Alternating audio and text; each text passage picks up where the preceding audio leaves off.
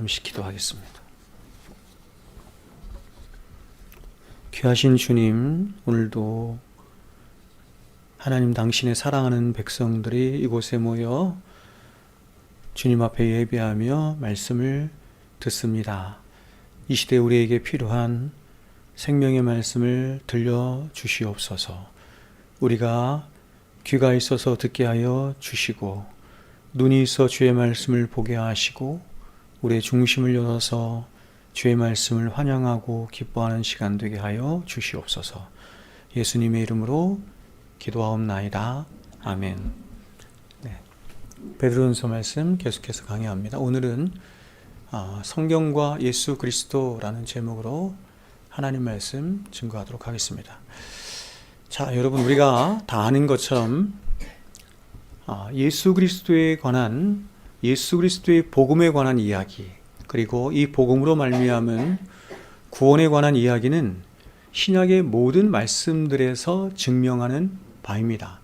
신약의 모든 말씀들은 예수 그리스도의 복음에 관한 이야기와 그리고 그 복음으로 말미암은 우리의 구원에 관한 이야기를 담고 있습니다.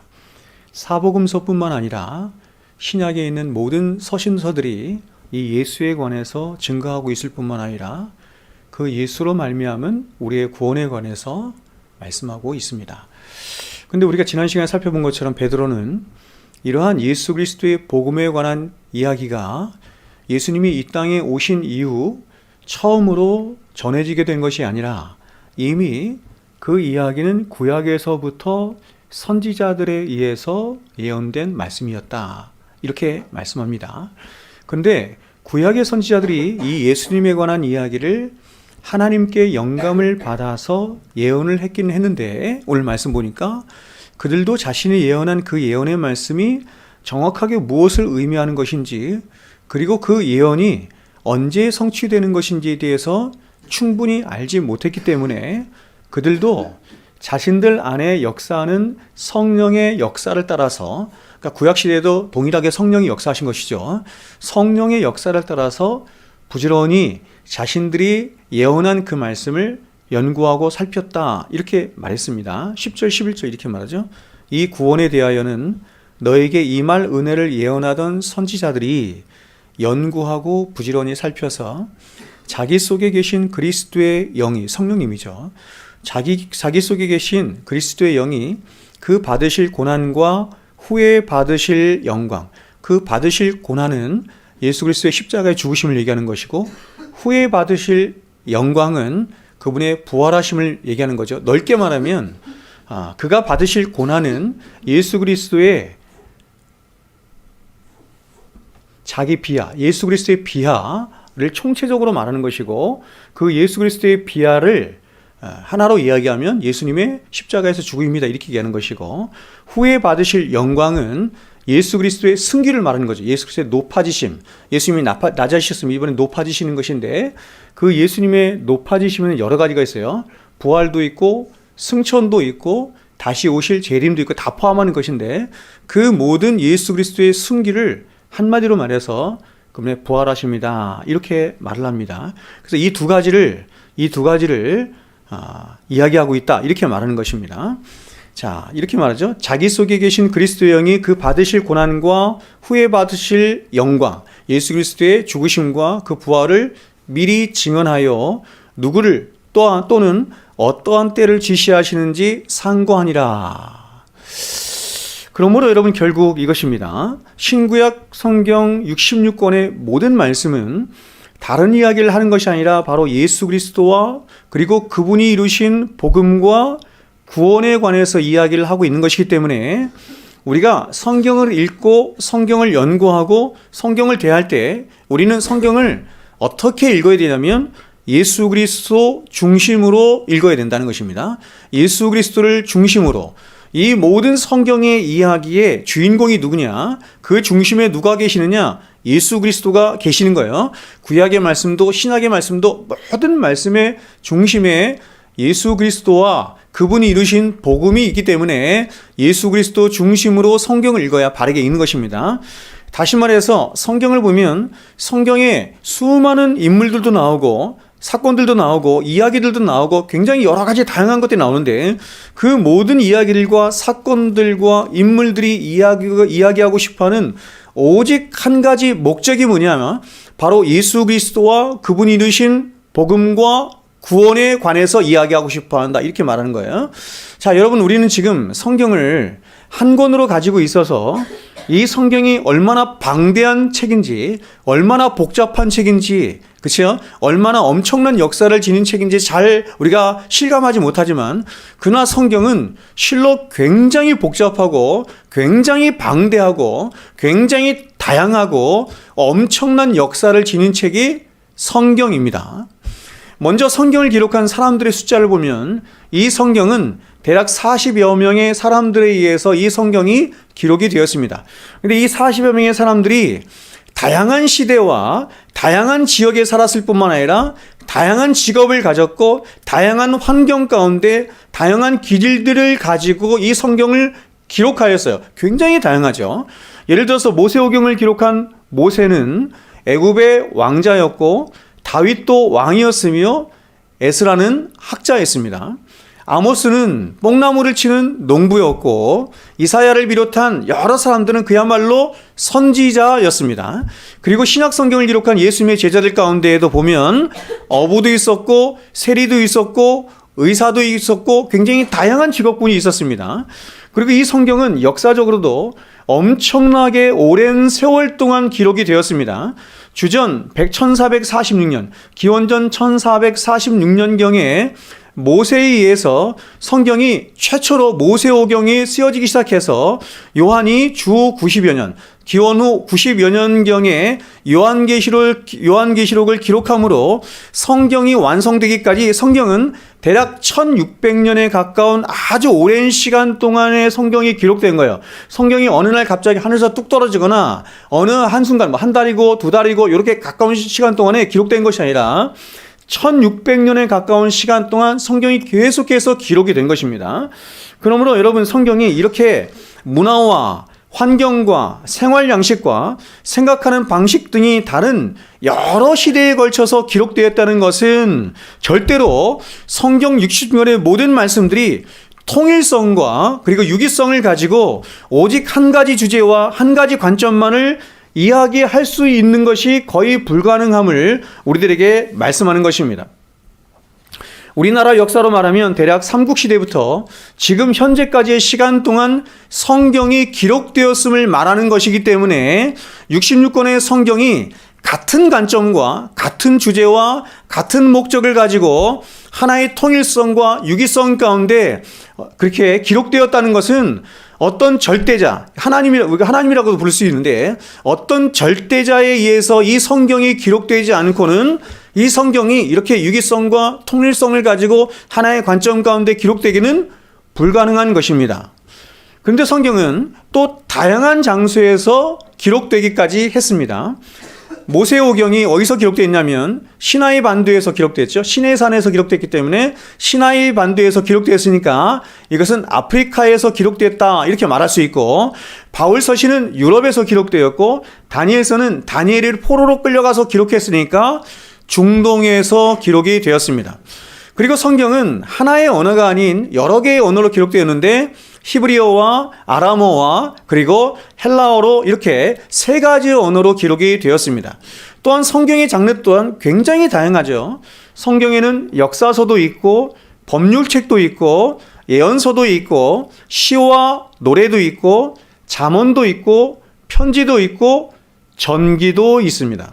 근데 여러분, 정말 놀랍게도 성경은 이렇게 오랜 시간 동안 여러 많은 사람들에 의해서 다양한 문화와 다양한 장소에서 다양한 사람들의 기질 속에서 다양한 직업 가운데 그렇게 다양한 장소에 기록되었음에도 불구하고 모든 성경이 오직 한 사람 이야기를 한다는 것입니다. 모든 성경이 오직 예수 그리스도를 주인공으로 하여 하나의 관점 가운데 한 가지의 목적으로 하여서 그렇게 통일성 있게 유기적으로 기록되었다는 것입니다.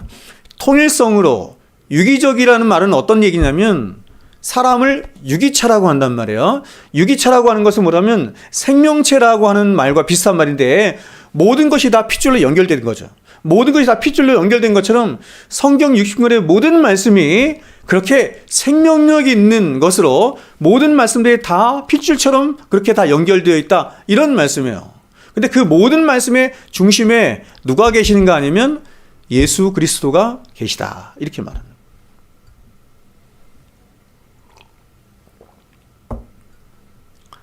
제가 굉장히 여러 번에 걸쳐서 여러분에게 말씀을 드리지만 성경을 연구하는 저로서는 실로 놀라지 않을 수가 없습니다. 실로 놀라지 않을 수가 없어요. 그래서 교리라고 하는 것이, 신학이라고 하는 것이 결국 하나님의 말씀에서 가져온 거잖아요. 하나님의 말씀을 체계화시킨 거잖아요. 그렇기 때문에 교리도 다 유기성과 통일성으로 되어 있어요. 신론, 하나님에 대해서죠. 성령론, 그 다음에 기독론, 예수님에 관해서, 그 다음에 구원론, 교회론, 이런 교리가 따로따로 있는 것이 아니라 모든 말씀들이 마치 하나의 생명체처럼 이렇게 핏줄처럼 서로 연결되어서 모든 교리가 서로를 향해서 의지해 있고 기대어 서 있고 연결되어 있어요. 그래서 제가 여러분에게 늘 말씀드린 것처럼 구원론을 우리가 연구한다. 구원론, 우리가 어떻게 구원받느냐, 구원이 무엇이냐. 구원론을 연구하려고 하면 단순하게 성경 몇 구절 가지고 구원이 무엇인가 이렇게 구원론에 관해서만 얘기하면 안 되고, 그 구원론이 바른 구원이 되려면 기타 여타 다른 여러 가지 교리들을 함께 섭렵해서 그 안에서 구원론을 봐야 되는 거예요. 교회론적으로도 봐야 되고, 신론의 입장에서도 봐야 되고, 성령론의 입장에서도 봐야 되고, 기독론적인 입장에서도 봐야 되고, 종말론적인 입장에서도 봐야 되고, 구원론이 그렇습니다. 그러니까 이렇게 교리가 생명체처럼 이렇게 다 연결되어 있는 이유가 뭐냐면, 그 교리의 근간이 되는 하나님의 말씀, 성경이 그렇게 기록되어 있기 때문에 그래요. 굉장히 놀랍습니다. 하나님 말씀은 이 세상에 어떤 책이나 어떤 가르침과 비교를 할 수가 없는 거예요. 그래서 성경을 읽으면 읽을수록 우리는 머리를 절로 숙이는 것은 뭐냐면, 성경을 알면 알수록 이거는 하나님이 아니고는 절대 누구도 쓸 수 없는 책이다, 이렇게 고백이 돼요. 이걸 성경의 자증성이라고 한다 그랬어요. 성경이 스스로 얘기해요. 이 말씀은 하나님이 쓰신 말씀이야 라고 성경이 스스로 말씀해요.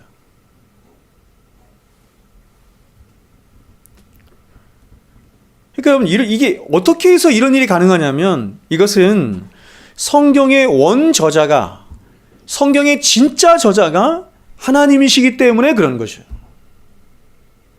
사람이 썼다고 한다면 불가능하겠죠? 사람이 1600년 동안 무슨 그쵸? 타임머신을 타고 왔다 갔다 할 수 있는 것도 아니고, 시간을 초월하고 공간을 초월하시고 모든 것을 초월하고 계신 하나님이 1600년에 걸친 모든 시간을 다 초월해서 그때마다 하나님 당신이 보내신 그런 주의 종들을 통하여서 영감을 주어서 성경을 한 권으로 기록하게 하신 거예요.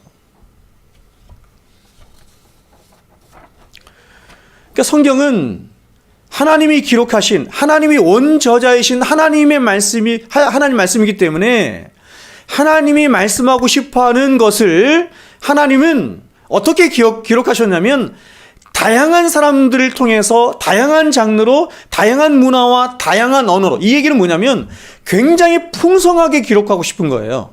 하나님이 성경을. 근데 이렇게 다양하게 풍성하게 성경을 기록하시면서도 그 모든 다양함과 풍성함들이 예수 그리스도라고 한 분을 중심으로 진리 가운데 하나로 연결되어 있는 거예요. 다시 말하면 예수 그리스도와 그분이 이루신 복음과 구원이라는 한 가지 주제 안에 다양한 풍성함이 드러나는 거예요.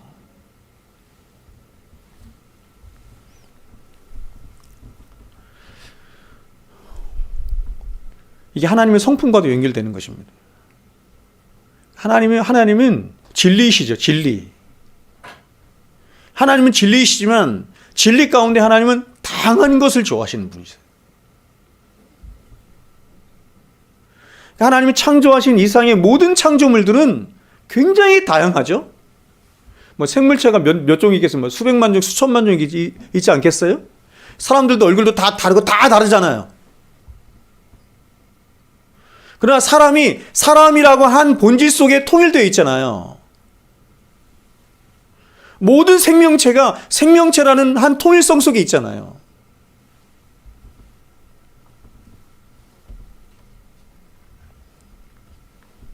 그럼 우리가 성경을 읽을 때는 이렇게 예수 그리스도와 그리고 그분이 이루신 복음과 구원이라고 하는 한 가지 관점과 주제를 중심으로 그렇게 통일성 있게 읽을 수 있어야 하는 거예요. 그래서 여러분 이게 왜 중요하냐면 성경을 연구하는데 우리가 성경을 이해하는데 굉장히 중요한 이 통일성과 유기성이 중요한 게 뭐냐면 우리가 지금 베드로전서의 말씀을 우리가 공부를 하잖아요. 그럼 이 베드로전서 말씀은 성경 전체의 말씀 가운데 한 부분을 차지하는 거기 때문에 반드시 이 베드로전서 말씀은 성경의 다른 모든 부분과 핏줄처럼 연결되어 있는 거예요. 그러니까 가장 먼저는 우리가 베드로전서 말씀을 연구한다 그러면 이 베드로전서 말씀을 무엇과 연계해서 볼 수 있어요? 베드로가 기록한 다른 서신들과 연계해서 볼 수 있겠죠. 더 나아가서 신약에 있는 다른 서신이나 복음서들과 연관해서 볼 수 있을 거예요. 같은 성경이니까 같이 하나님께 쓰신 말씀이니까. 더 나아가서 구약 성경과도 연결해서 볼 수 있는 거예요.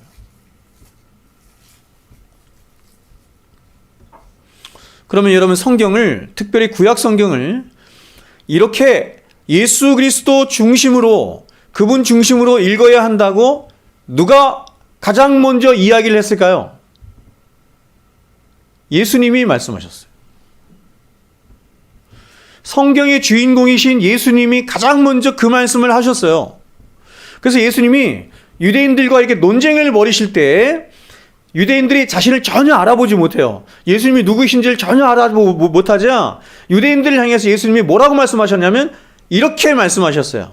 너희가 성경에서 영생을 얻는 줄 생각하고 성경을 열심히 상고하는데 이 성경이 곧 내게 대하여 증거하는 것이다.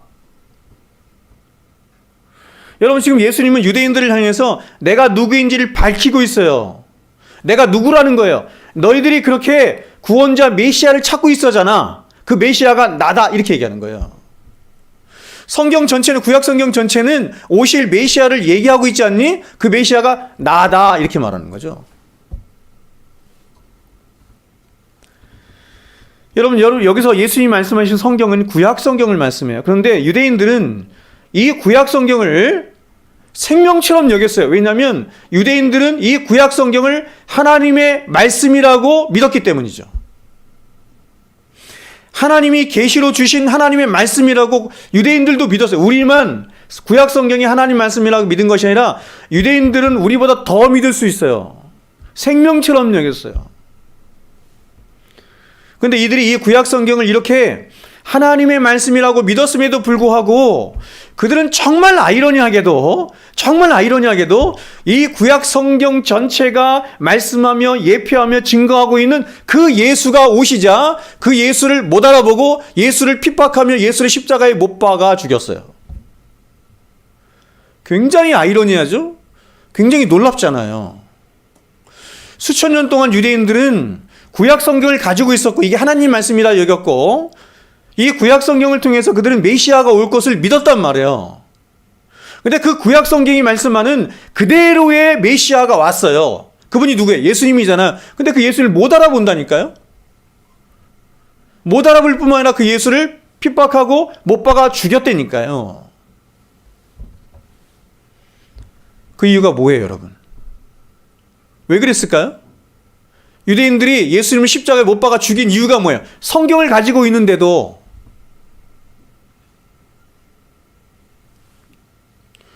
그것은 이들이 구약 성경을 하나님의 말씀이라고 믿기는 믿었는데 그런데 이 구약 성경이 말씀하고 싶어하는 그 말씀의 진위가 무엇인지에 대해서는 눈뚱장님처럼 보기는 보아도 보지 못하고 듣기는 들어도 듣지 못하는 그런 영적인 불구자로 있었기 때문이에요.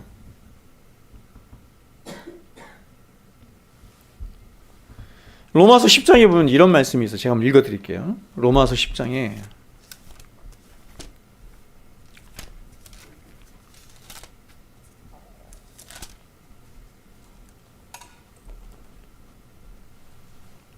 잘 보세요. 1절부터 이렇게 말씀합니다. 형제들아, 내 마음에 원하는 바와 하나님께 구하는 바가 있어요. 그게 뭐냐면 이스라엘을 위함인 것인데 곧 그들로 구원을 받게 함이라. 지금 사도 바울이 이스라엘 사람이잖아요. 그래서 자기 민족 이스라엘을 생각하면서 마음이 미어지는 거예요. 그들이 메시아를 몰라보고 메시아를 죽였으니까. 그래서 하나님 앞에 구하기를 어떻게 구하냐면 그들이 구원받기를 내가 구하고 있어요. 그러면서 뒤에 이렇게 말합니다. 내가 증언하노니 그들이 하나님께 열심히 있었으나, 하나님을 향한 열심이 있었으나 올바른 지식을 따른 것이 아니니라. 열심이 있는데 올바른 지식을 따르지 않은 열심으로 있었다, 이렇게 말하는 거죠. 하나님의 의를 모르고, 보세요, 하나님의 의를 모르고 자기 의를 세우려고 힘써 하나님의 의에 복종하지 아니하였느니라.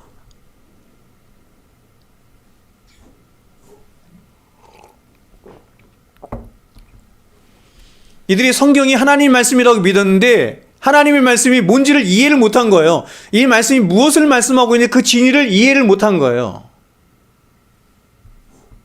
그래서 이 하나님의 말씀이 목표하는, 보세요, 하나님의 의에는 관심이 없고 자기들의 악한 본성을 따라서 어디에만 관심이 있다? 자기들의 의에만 관심을 가짐으로 오신 메시아를 십자가에 죽인 거예요.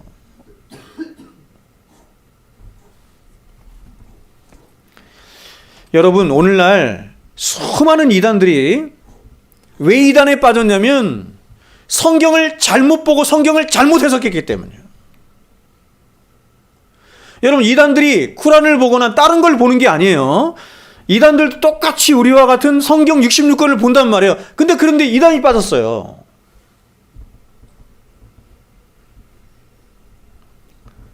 유대인들도 똑같은 거예요. 유대인들 역시도 성경을 자기 민족 중심적으로 보고 잘못 해석함으로 성경이 오롯이 말씀하고 싶어하고 가리키고 싶어하는 그 예수를 알아보지 못하고 예수를 십자가에 못 박아 죽인 거예요.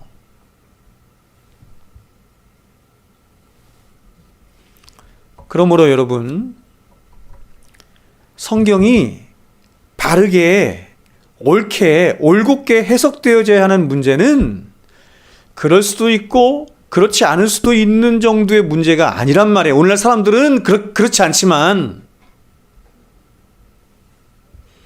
성경이 바르게 해석되어져야 하는 문제는 가히 저와 여러분이 죽고 사는 문제와도 깊은 관련이 있는 거예요. 성경이 잘못 해석되어지면 우리는 잘못된 길로 가요.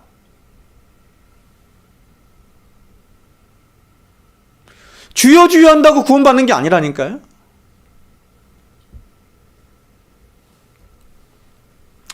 어떤 사람이 성경을 읽어요. 성경을 10독, 20독 읽었어. 그리고 말하기를 이렇게 말해요. 나는 성경을 믿어요.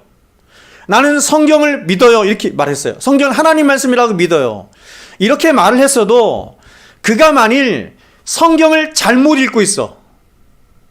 저자가 원저자이신 하나님의 의도한 대로 읽지 못하고 잘못 읽고 있거나 잘못 해석하면, 그래서 성경이 말씀하는 그 진리를 모르면 혹은 왜곡된 말씀을 믿게 되면 그는 결국 하나님의 말씀을 소유하지 못한 자가 되는 거예요. 하나님의 말씀을 소유한 자가 구원받은 자인데 하나님의 말씀을 소유하지 못한 자가 되는 거예요.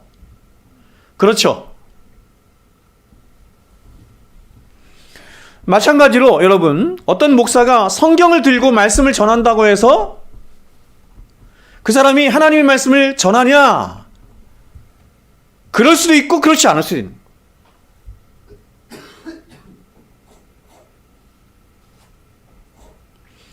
우리나라는 아주 옛날부터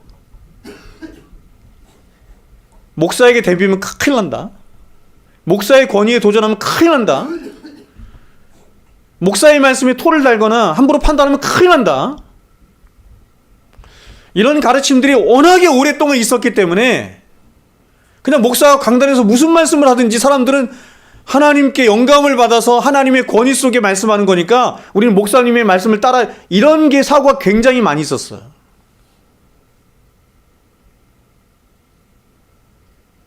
그래서 목사가 예를 들어서 설교 시간에 설교를 하다가 무슨 정치적인 얘기를 하거나 농담을 하거나 막 이래.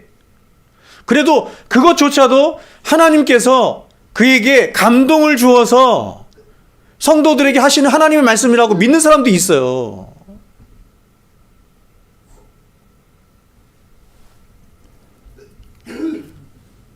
아닙니다, 여러분. 그래서 저는 생각하기를, 저 자신도 두려운 말씀이지만, 목사들이 하나님의 말씀을 바르게 전하는데 굉장히 많은 실패를 하고 있다, 이렇게 생각해요.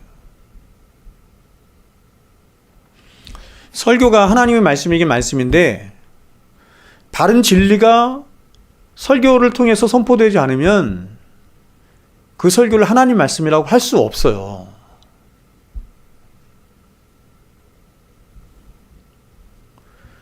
여러분, 신천지의 이만희를 한번 보십시오.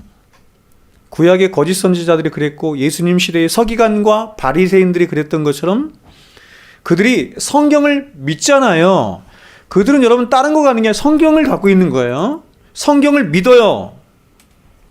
그래서 그들이 믿고 해석한 성경을 그들은 전해요. 그들이 믿는 거예요. 그들이 확신하는 거예요. 그들이 해석한 성경이에요. 그것을 그들이 믿고 전하고 가르쳐.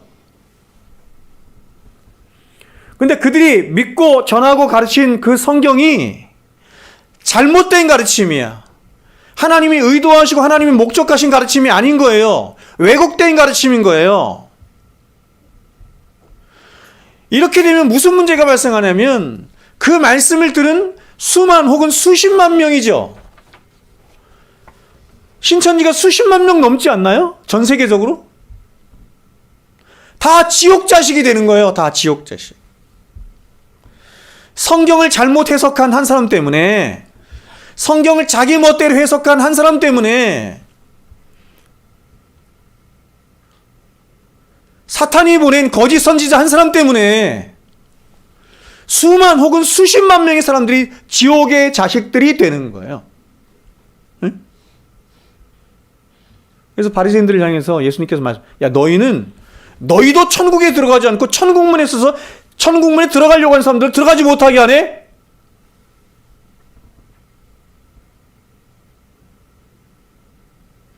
여러분 바리새인들이 마음 먹고 천국에 올려고 하는 사람, 야, 저 사람들 천국 보내면 안 돼. 지옥 보내야지. 지옥 백성 되게 해야지. 그래서 그랬겠어요? 아니잖아요. 바리새인들도 나름대로 자신들이 가르치는 가르침이 천국에 들어갈 수 있는 길이라고 생각했을 거 아니에요. 근데 성경을 바로 보지 못하고 잘못 해석함으로 그 한 사람의 바리새인 때문에 줄줄이 사탄인 거야. 수많은 사람들이, 지도자가 얼마나 중요한지 모르겠습니다.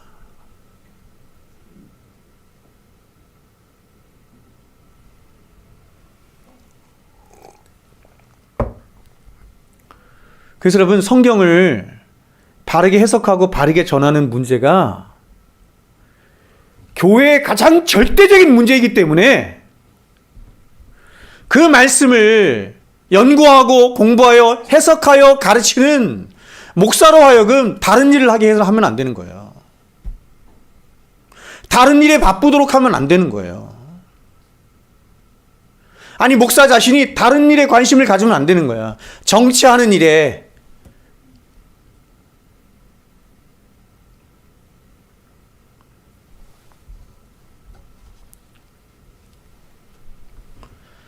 자, 그런데 여러분, 이런 유대인들이나 혹은 오늘날 이단들과 달리 보세요.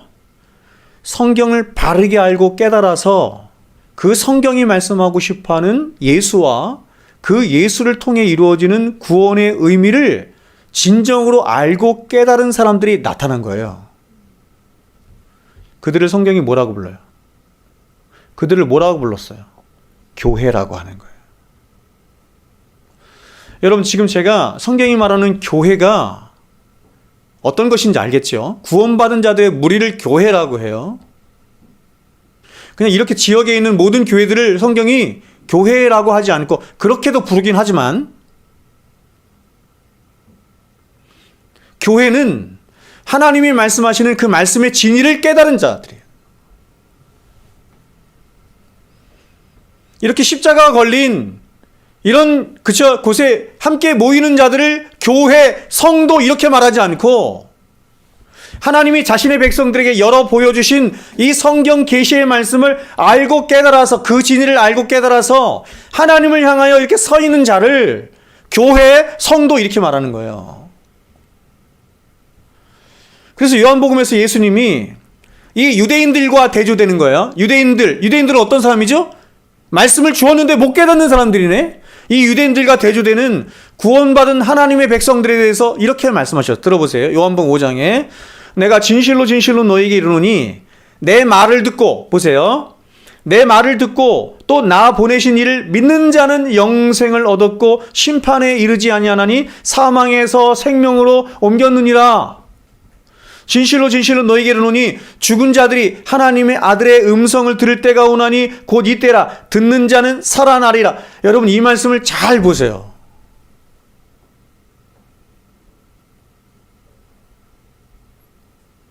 제가 이렇게 해석을 해드리면 다음부터 이런 말씀을 보실 때 전혀 다르게 보인단 말이에요.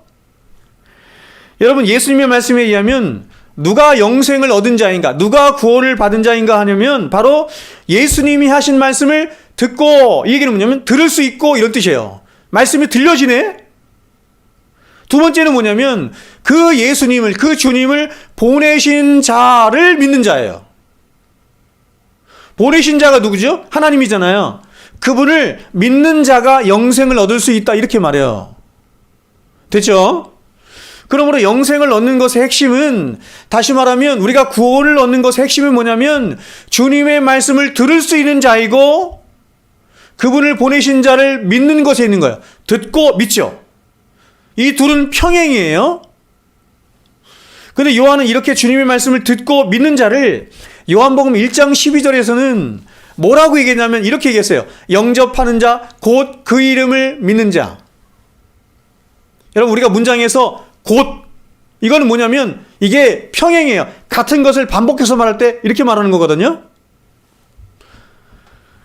그러니까 여러분, 영생은 누가 얻을 수 있는 자냐면 이렇게 말하죠. 바로 주님의 말씀을 듣고 믿어서 그 주님을 나의 구주로, 나의 주님으로 영접하는 자, 이렇게 말하는 거죠. 근데 여러분, 이렇게 주님의 말씀을 듣고 믿어서 주님을 영접하는 자가 누구냐면 바로 신약의 교회들이다, 이렇게 말하는 거예요.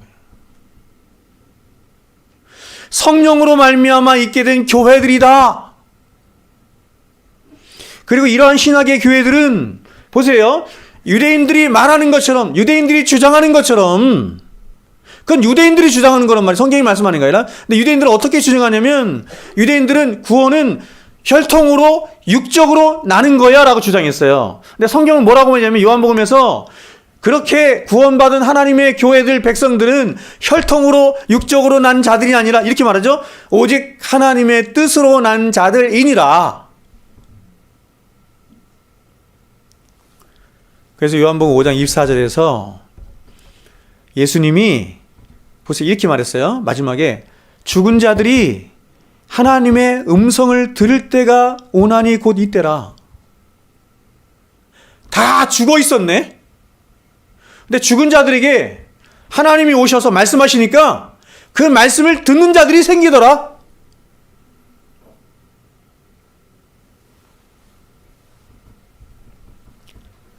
자신들의 눈앞에 있는 예수님, 자신들의 눈앞에 오신 메시아를 알아보지 못해서 그 주님을 송사해, 그 주님을 핍박하는 그런 유대인들과 달리 주님이 하시는 말씀을 알아들어요. 알아먹네. 주님의 말씀을 알아들을 뿐만 아니라 그 주님을 믿음으로 그 주님을 자신의 구주이자 왕이자 주님으로 모셔드리는 진짜 하나님의 백성들인 교회가 출현하는 때가 있더라, 오더라, 이렇게 말하는 거예요. 그러면 여러분, 교회된 저와 여러분은 어떻게 해서 그분의 음성을 들을 수 있게 되었고 그분이 우리의 구주시요 왕이시며 메시아라는 사실을 깨닫게 되었을까요? 우리는 이에 대한 비밀을 누가복음에 등장하는 엠마오로 가는 두 제자의 이야기를 통해서 우리는 힌트를 얻어요. 보세요. 우리가 잘 아는 대로 엠마오로 가는 두 제자의 이야기는 이제 예수님께서 십자가에 죽으신 후에 그 예수님이 죽으신 그 죽음에 실망한 두 제자가 이제 자신들의 고향으로 내려가고 있는 그 상황을 얘기한 거예요. 여기서 누가는 이렇게 예수님의 죽으심에 실망하여 엠마오로 내려가고 있는 두 제자의 모습을 이렇게 묘사했습니다. 들어보세요. 누가복음 24장에 그들이 서로 이야기하며 문의할 때에 예수께서 가까이 이르러 그들과 동행하시나 그들의 눈이 가리워져서 그인 줄 알아보지 못하거늘.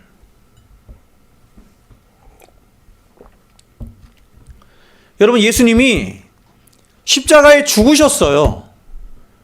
근데 죽으셨지만 3일 만에 다시 살아나셨어요. 예수님이 죽으실 것과 예수님이 다시 살아나실 것이 구약 성경에 이미 기록되어 있는데 유대인들이 눈이 깜깜이라 못 알아먹는 거네.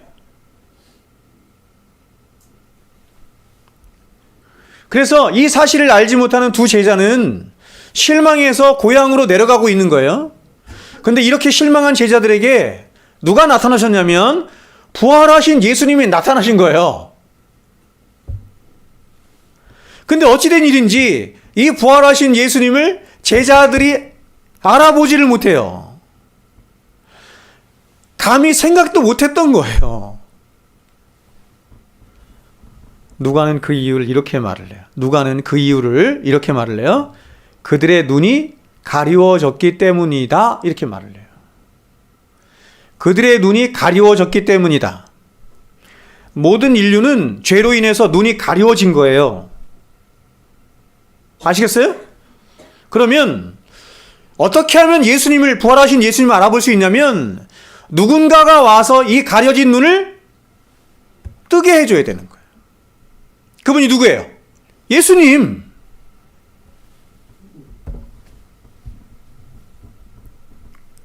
예수님이 지금 오셨잖아요. 그래서 여러분, 이런 이들을 향해서 예수님이 이렇게 말씀하셨어요. 들어보세요. 이르시되, 이 세대를 향해서 말하는 거예요. 이 세대를 향해, 악한 세대를 향해서 이르시되, 미련하고 선지자들이 말한 모든 것을 마음에 더디 믿는 자들이여, 그리스도가 이런 고난을 받고 자기의 영광에 들어가야 할 것이 아니냐 하시고, 이에 모세와 모든 선지자의 글로 시작하여 모든 성경에 쓴 바 자기에 관한 것을 자세히 설명하시니라. 여러분, 먼저 예수님이 이런 이들을 향해서 이렇게 말씀하시며 책망하세요. 미련하고 모든 것을 더디 믿는 자들이여. 이 얘기는 뭐냐면 이렇게 말하는 거야. 유대인들 향해서 과연 너희들이 그렇게 오랫동안 상고하며 연구한 성경이 무엇이 쓰여져 있느냐? 바로 메시아의, 그리스도의 고난과 죽음 그리고 부활에 관해서 예언하는 것이 아니더냐? 이 미련한 자들아. 너희가 구약 성경을 가지고 있었다며 수천 년 동안. 근데 그 구약 성경은 메시아에 대해서 얘기하는 거잖아. 메시아가 여러분 신약으로 보면 그리스도에 똑같은 말이에요. 그리스도에 대해서 말한 것이 아니냐? 그 그리스도의 고난과 죽음과 부활에 대해서 말하지 아니하더냐? 그래서 예수님은 영적 성역이 된 이들에게 어떻게 하냐면 이번에는 모세와 선지자의 글로 시작해서 모든 성경에 기록된 바, 바로 누구에 관한 바? 자기 자신. 메시아죠? 혹은 그리스도죠? 자기 자신에 관한 것들을 다시 풀어서 설명해 주셨어요. 여러분, 이 엠마오로 가는 길이 대략 한 6km 정도 됐던 것 같아요. 6km를 함께 거닐면서 구약 성경을 다 풀어주신 거예요. 그러자 어떤 일이 있냐면 구약 성경에 주인공이신 예수님이 나타나셔서 그 구약 성경을 풀어주시자 어떤 일이 있냐면 이어지는 말씀이 이렇게 증가합니다. 들어보세요. 그들의 눈이 밝아져. 그들의 눈이 밝아져 그인 줄 알아보더니 예수는 보이지 아니하시더라. 예수님이 눈을 뜨게 해주니까 눈이 떠진 거예요. 그들이 서로 말하되 길에서 우리에게 말씀하시고 우리에게 성경을 풀어주실 때에 우리 마음속에서 마음이 뜨겁지 아니하더냐. 곧 그때로 일어나 예루살렘에 돌아가 보니 11제자 및 그들과 함께한 자들이 모여있어 말하기를, 이제 증언자가 되죠. 주께서 과연 살아나시고 시몬에게 보이셨다 하는지라. 여러분, 여기서 그들의 눈이 밝아져 할 때 밝아져라는 디아노이고는 어떤 뜻이냐면 열리다라고 하는 의미인데, 이게 어떤 의미냐면 수동태로 열리다라는 의미예요. 능동적으로 내가 연 것이 아니라 누군가에 의해서 스스로 자신 안에서 깨닫고 알게 된 게 아니라 외부로부터 어떤 작용, 어떤 역사 혹은 어떤 힘에 의해서 그들의 눈이, 지각이 열려지고 깨달아졌다, 이런 얘기죠. 그런데 이런 방식으로 지각이 열리고 눈이 열려져서 성경이 깨달아지게 된 것은 단지 이들에게만 일어난 것이 아니에요. 함께 모여있는 제자들에게도 동일하게 그 후에 일어나요. 바로 후에. 그래서 이어지는 말씀은 우리에게 이렇게 증언해요. 이어지는 말씀이에요. 또 이르시되 내가 너희와 함께 있을 때에, 여기서 너희는 제자들을 말하는 거예요. 예수님 12제자. 예수님이 엠마오로 간 두 제자를 만난 다음에 이번엔 12제자를 만나러 가신 거예요. 내가 너희와 함께 있을 때에 너희에게 말한 바, 이미 말씀하셨네요. 공생의 3년 동안 말씀하신 바, 곧 모세의 율법과 선지자의 글과 시편에 나를 가리켜 기록된 모든 것이 이루어져야 하리라 한 말이 이것이니라 하시고.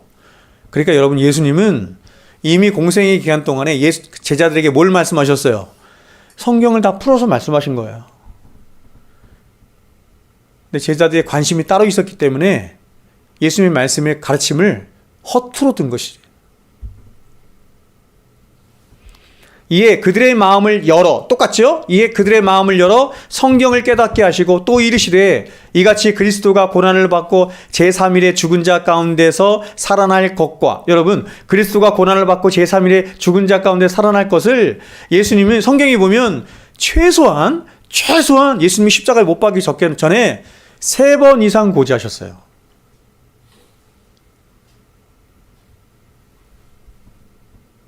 그래서 예수님이 고지하신 대로 그대로 십자가에 죽으시고 부활하셨는데 아무도 안 믿는 거예요.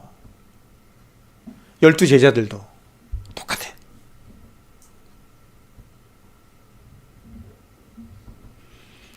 여러분, 제자훈련이나 이런 데서는 예수님과 함께 12제자들이 마치, 예수님에게는 이렇게 있어요. 12제자, 가장 최측근이 있고, 그 다음에 70인 제자가 있고, 그 다음에 더 측근들이 있고, 더 많은 사람, 이렇게 퍼져 있거든요.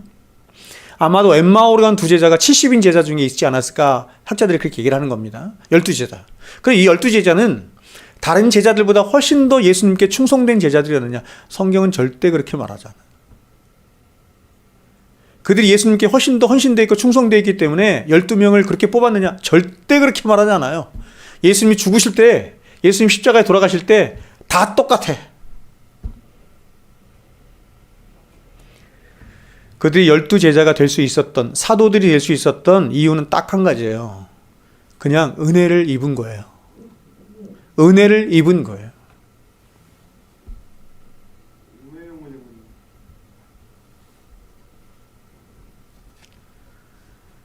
여러분, 부활하신 주님이 제자들에게 나타나셔서 그들의 마음을 열어주시고 그 열려진 마음에 성경을 다시 풀어주시고 설명해 주시자 그들 역시도 똑같이 말씀이 깨달아지는 일이 있게 된 거예요. 여러분, 예수님이 성경의 주인공이신, 성경은 다 예수님 얘기하잖아요. 성경의 주인이신 예수님이 우리에게 이 성경을 열어 보여주지 않으면 누구도 성경을 깨달을 수가 없는 겁니다. 근데 우리는 여기서 한 가지 의문을 가져요. 그렇다면 우리가 알다시피 우리 주님은, 예수님은 2000년 전에 하늘로 승천하여 올라가 지금 하나님 보좌 우편에 계시는데 더군다나 그분은 육신을 여전히 가지고 계시기 때문에 시공간을 초월하여 우리에게 오실 수 없어요.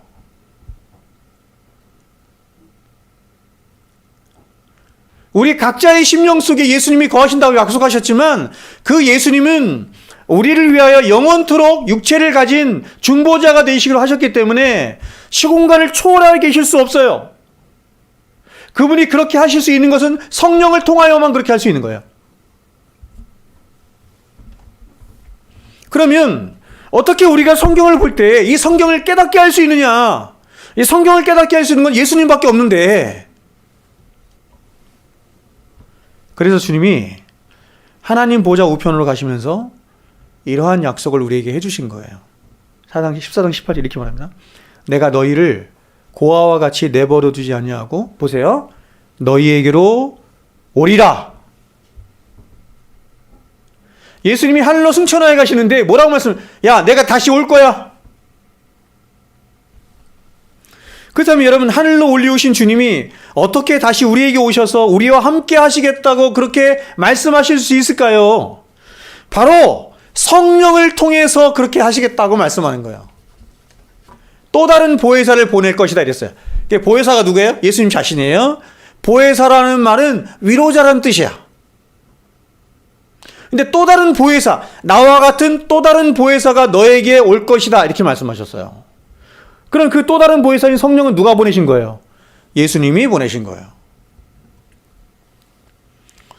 주님은 자신을 대신하실 보혜사 성령을 우리 가운데 보내주셔서 우리 안에 영원토록 거하게 하실 뿐만 아니라 주님 자신을 대신해서 모든 것을 가르치게 하시고 우리를 진리 가운데 인도하시며 함께 하시는 일을 누구를 통해서 하신다? 성령을 통해서 하신다. 요한복음 14장입니다. 이렇게 해요.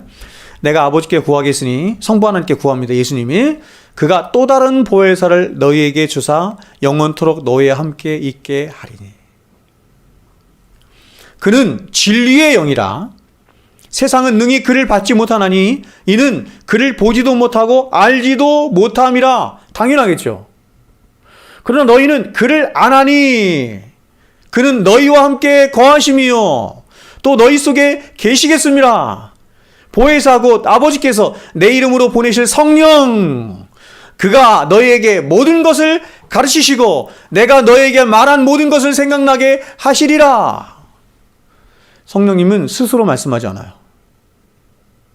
성령님은 예수님이 말씀하라고 한 것만 말씀하세요. 하나님이신데. 여러분, 저와 여러분은 우리가 늘 경험하는 것처럼 얼마나 어리석고 연약하며 부패한 자들인지 모르겠습니다. 그래서 늘 실패하고 넘어지며 그릇 행하여 각기 제 길로 갔기를 너무나 기뻐하고 그것을 너무 욕망하는 자들이에요. 그래서 어떤 때는 이런 우리 자신을 생각하면 우리가 살아갈 인생이 너무나 불안하고 두렵기까지 해요. 내 안에 있는 내 욕망대로 내 본성대로 살다가 망하겠구나 이런 생각해요, 안 해요? 그래 내 본성대로 하고 싶어요? 그러나 여러분, 그럼에도 불구하고 저와 여러분의 인생이 절대로 실패하지 않으리라고 우리는 확신해요. 그 이유가 뭐냐면, 보세요. 우리를 사랑하셔서 우리를 위해 당신의 독생하신 아들을 아낌없이 내어주신 그 하나님의 위대한 사랑이 우리를 어떻게 하신대요? 강권하신대요. 첫 번째. 독생자까지 아낌없이 주위까지 사랑하신 그 사랑이 얼마나 크고 위대한지 알겠어요? 근데 그 사랑이 우리를 강권하시니까 절대로 우리는 안 망한다는 거예요. 첫 번째. 두 번째는 뭐냐면, 무엇보다 그런 하나님의 사랑으로 인해서 우리에게 보내주신 성령 하나님이 우리 안에 영원토록 거하시면서 우리를 보호하신대요. 우리 안에 역사하셔서. 우리 안에 누가 계시냐면 성령 하나님이 계세요. 성경에 의하면 그 성령 하나님은 천지 만물을 창조하실 때도 함께 하셨고 천지 만물을 붙들고 계신 분이 성령 하나님이시래요. 모든 천지 만물의 통치자시죠. 성령 하나님이 어디에 계신다? 우리 안에 계신대요. 근데 이것으로도 모자라서 성자 하나님께서 우리를 위하여 십자가에 죽으셨을 뿐만 아니라 그것도 모자라 성자 하나님 뭐하고 계시냐면 성부 하나님 오른편, 그쵸? 성부 하나님 보좌 우편에서 우리를 위해서 중보하시며 또한 뭐 하세요? 기도하세요. 예수님 베드로에게 말씀하셨죠? 뭐라고 말씀하셨어요? 내가 사탄이 너를 넘어뜨리려고 밀가부르듯이 하는데 너의 믿음이 떨어지지 않기를 위해 내가 기도하겠다. 여러분, 베드로가 믿음이 떨어지지 않기를 위해서 누가 기도하신다고요? 예수님이 기도하신다는 거예요. 근데 그 약속을 우리에게 똑같이 하신 거예요.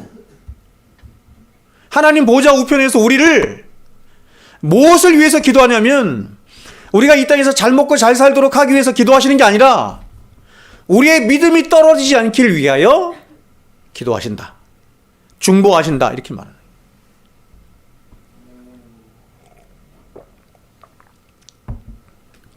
그래서 우리는 비록 약하고 조라하며 어리석고 미련한 자들이지만 이러한 삼위 하나님의 영원한 사랑 안에서 보호하심과 돌보심 가운데 있는 저와 여러분들이기 때문에 우리는 망할래야 망할 수가 없는 거예요. 믿으시죠?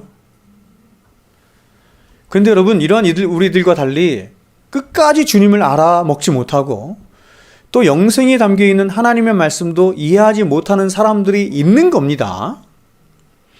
여러분, 이러한 사람들이 어떤 사람들이냐면 주님은 이러한 사람들을 요한복음 5장 24절에서 이렇게 말했어요. 하나님을 사랑하지 않는 자들, 이렇게 말했어요. 사실 이렇게 말하면 다만 하나님을 사랑하는 것이 너희 속에 없음을 알았노라. 주님이 오셔서 복음을 전해주시고 말씀을 전하는데 이걸 못 알아먹는 사람들이 있네? 그래서 그 속을 들여다보니 그 속이 어떤 속이었냐면 하나님을 사랑하지 않는 거예요. 그러면 결국 이런 것입니다. 하나님을 사랑하는 것과 하나님의 말씀을 깨닫는 것, 그리고 영생을 얻고 진리를 깨닫는 문제는 떼려야 뗄 수 없는 하나예요. 하나님을 사랑하지 않으면 진리의 말씀도 깨달을 수 없고 또 그 안에 영생도 있을 수가 없는 거예요. 그러면 여러분, 왜 사람들은 하나님을 사랑하지 않을까요?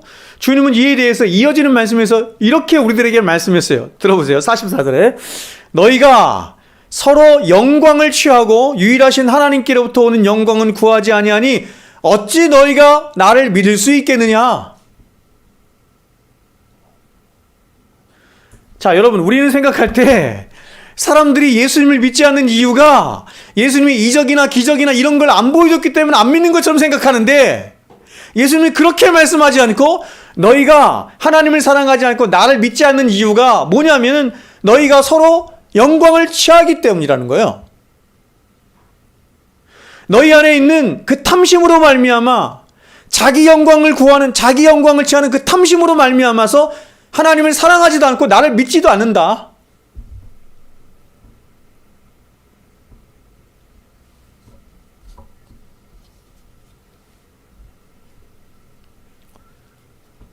여러분의 경험 세계 속에서 이게 이해가 됩니까?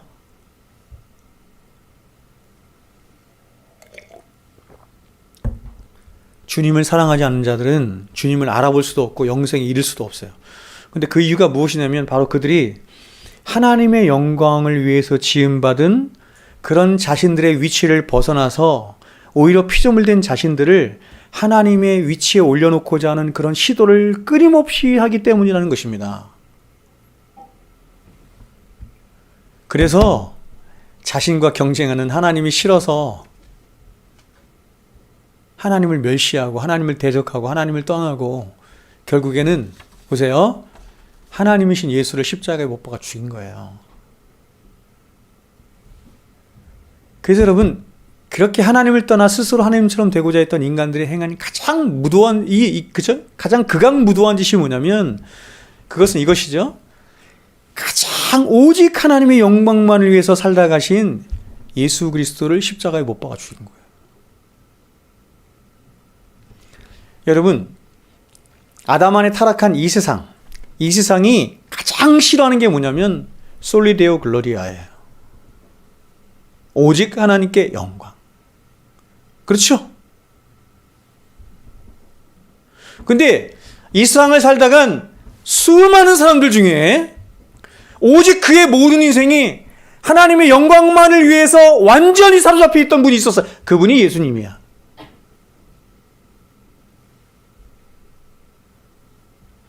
그래서 세상은 그것을 참지 못하고 그 예수를 십자가에 못 박아 죽인 겁니다. 똑같아요.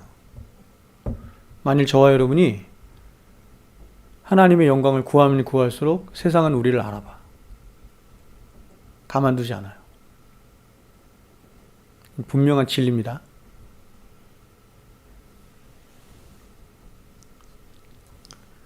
타락하여 스스로 하나님이 되고자 한 인간들에게 하나님이 보내신 예수 그리스도께서 나타나셨어요. 하나님이 보내신 예수 그리스도 나타나셨죠? 여러분 이거 예수님 비유로 다 말씀하셨잖아요. 주인이 타국에 가잖아. 그리고 자기 일꾼들에게 자기의 그 포도원 밭을 그쵸 맡기잖아요. 근데 이 포도원을 맡긴 종들이 자기 것이나 이것을 탈취해 버렸어. 그래서 누구를 보내죠? 처음에는 종들을 보내. 종들을 보내서 주인이 자신의 소유권을 어떻게 주장하려고 해요. 그 종들이 누구를 말하는 거예요? 선지자들을 말하는 거예요. 근데 어떻게 해요? 종들을 잡아 죽이죠? 선지자들 다 죽는 거예요, 여러분.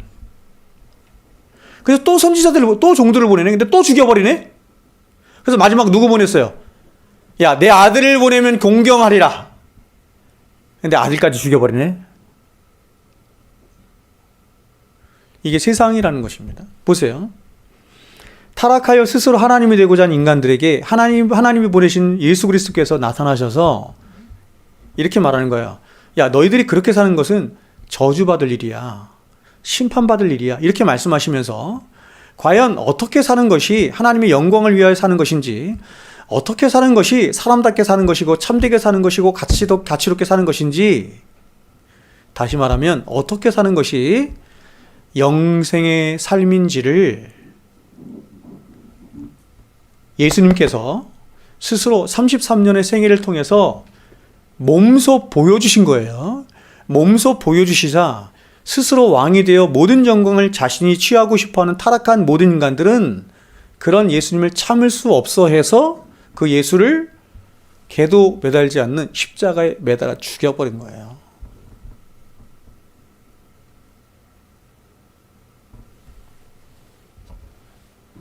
그런데 여러분, 오늘날 하나님 백성이라고 하는 교회와 성도들 안에 바로 이러한 일들이 나타나는 것입니다.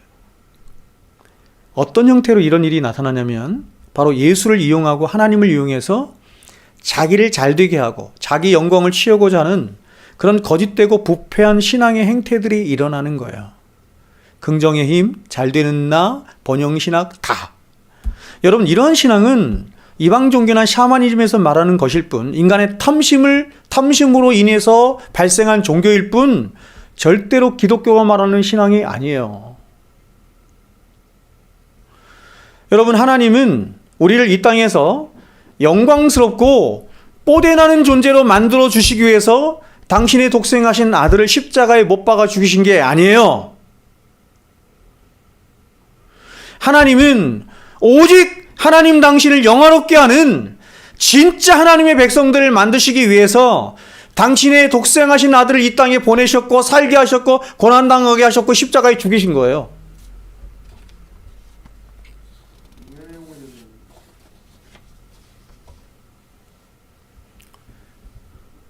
그래서 세상 사람들이 제일 싫어하는 말이 뭐냐면, 그들의 중심 깊은 곳으로부터 제일 싫어하는 말이 뭐냐면, 그리고 이것은 우리들의 본성 안에 있어요. 이 하나님 영광이에요. 솔리 데오 글로리아, 오직 하나님께 영광.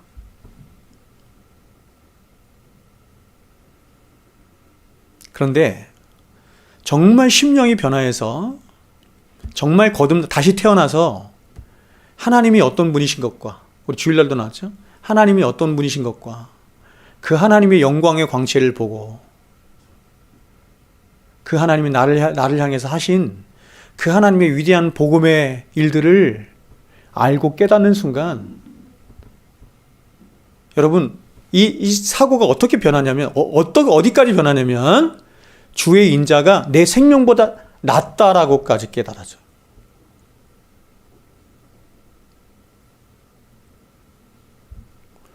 영광이라는 말은 무겁다는 말이라고 했잖아요. 하나님의 사랑이, 하나님의 그 영광이 담겨있는 하나님의 사랑이, 인자가, 헤세드가 얼마나 무거운지, 내가 세상에서 가장 무겁다고 생각하는 내 생명보다도 비교도 안 될 만큼 훨씬 더 무겁다, 이런 이야기예요.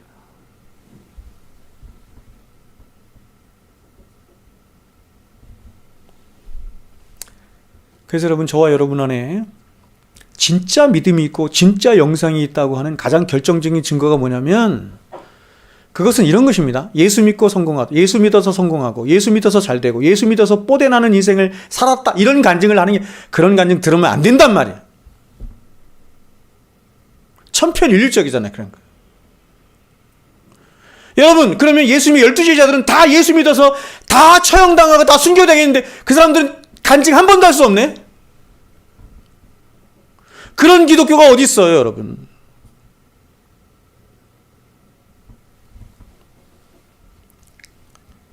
우리 안에 살아있는 믿음이 있고 진짜 믿음이 있고 영생이 있다는 증거가 뭐냐면 과연 우리의 인격과 삶에서 하나님의 영광, 그분의 이름과 그분의 영광이 드러나면 나타나고 있는가 하는 것과 더불어서 그런 하나님의 이름의 영광에 대한 갈급함과 목마름이 우리 안에 있는가.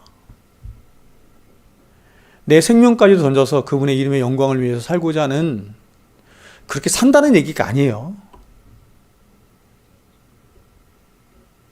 그렇게 살지 못한 나 때문에 울기도 하고 하나님 앞에 회개하기도 하지만 그러한 마음이 있는가. 이런 자가 하나님의 아가페의 사랑이 무엇인지를 깨달은 자인 거예요. 하나님이 어떤 분이신지를 아는 자인 거예요.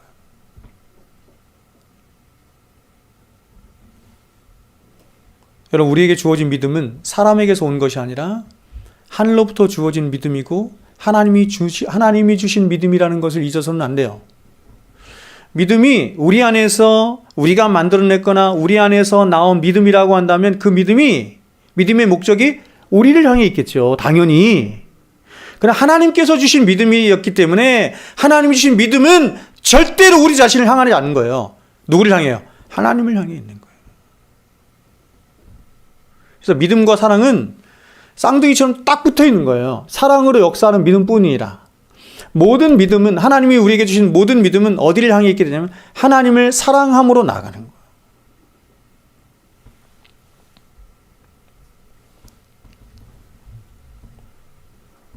여러분은 어떻습니까? 여러분은 하나님의 영광을 구하는 목마름이 여러분에 있습니까? 여러분의 모든 인생의 최고의 목적에, 궁극적인 목적에 그분의 영광에 대한 목마름이 있습니까? 인간은 그런 하나님의 영광 안에서만이, 그런 영광을 구하고 영광 안에 있을 때만이 참되게 행복할 수 있고 비로소 거기서 쉴 수 있고 평강을 누릴 수 있고 가장 가치로울 수 있다, 이렇게 말하는 거예요. 거기서 진정한 자유함을 누릴 수 있다, 이렇게 말하는 거예요.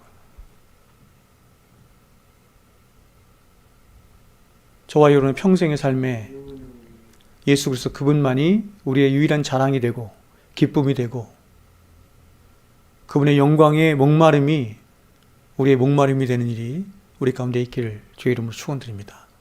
기도하겠습니다.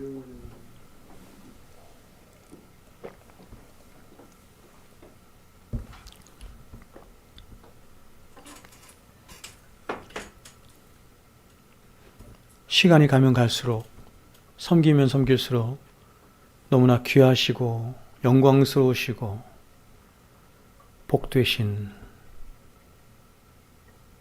성삼위 우리 하나님 아버지, 우리 평생에 그 성부, 성자, 성령 하나님을 더욱더 알고 깨달아가기를 원하옵나이다. 삼위 하나님만이 우리의 유일한 복이신 줄로 믿습니다. 삼위 하나님만이 우리의 유일한 영광의 면류관인 줄로 믿사옵나이다. 거짓되고 부패한 세상 것들 구하지 않게 도와주시고 우리의 욕심을 따라 하나님 썩어질 것들 구하지 않게 도와주시고 영원히 썩지 않고 쇠하지 않고 도적질 당하지 않을 하나님의 영광 안에 살아가는 우리 모두 되게 하여 주시옵소서. 이제는 우리 구주 예수 그리스도의 은혜와 아버지 하나님의 사랑하심과 성령님의 교통하심이 이제로부터 영원토록 우리와 항상 함께 있을지어다. 아멘.